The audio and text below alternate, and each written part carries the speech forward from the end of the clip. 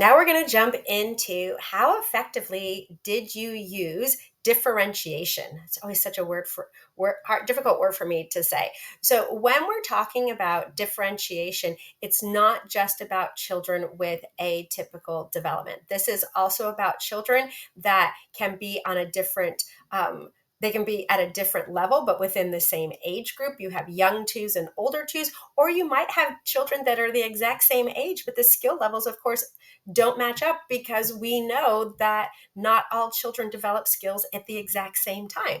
So within your plan, you had a plan for differentiation, for an understanding within your group of children. So we really want to give examples of what that looked like. And I've got a couple of really good examples to be able to share with you. But first, let's get into the why we want to talk about this.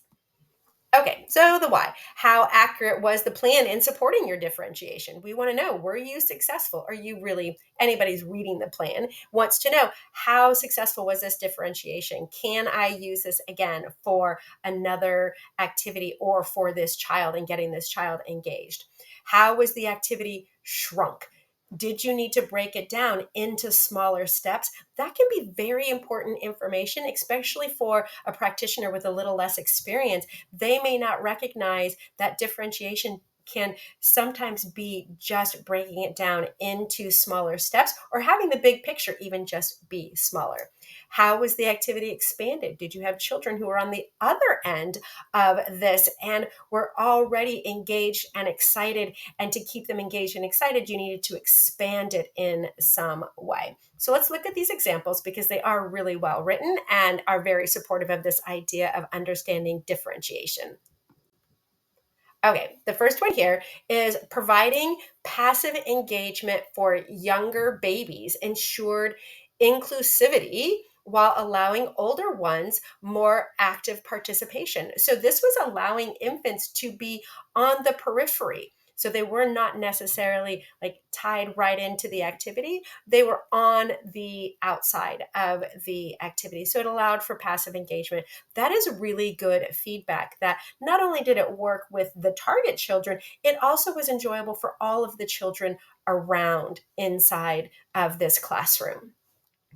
Okay, back to our really amazing yoga activity plan. And there's a lot of things that she listed in here, and that she needed to shorten some of the activity poses. And I'll let you press pause on this and be able to read through it. But there is some really good feedback in here.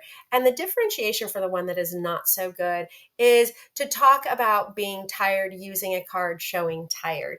So this is not necessarily how differentiation works. This is more about what she could have done differently or better, because presenting a tired card wasn't necessarily a part of what she had lined up as the intentional teaching practice. Now, I can understand where she was going with this because she was trying to say that here was a child who had tears, and if she had had the tired card, that might have been a better clue of what the child was experiencing in that moment and helping him understand that that's what he was experiencing in that moment. So it's not that it is off target, it is just not about differentiation. Okay, so wrapping up on this differentiation, there's going to be a lot of examples that you're going to find about differentiation and what differentiation looks like for different groups of children, and the way to, whether it is for atypical development or it is for a age window of having young twos and older twos, or is it just having children who are the exact same age but they are on different levels. So we're going to provide you with a lot of that information so you'll be able to go through that, and you can use those examples when you're thinking about your reflective practice. It is not as diagnostically important. It is more important of being able to just meet the child where they are in that moment if they're outside of the middle ground for all of the children. So we're going to go on and continue our reflective practice with the next group of slides.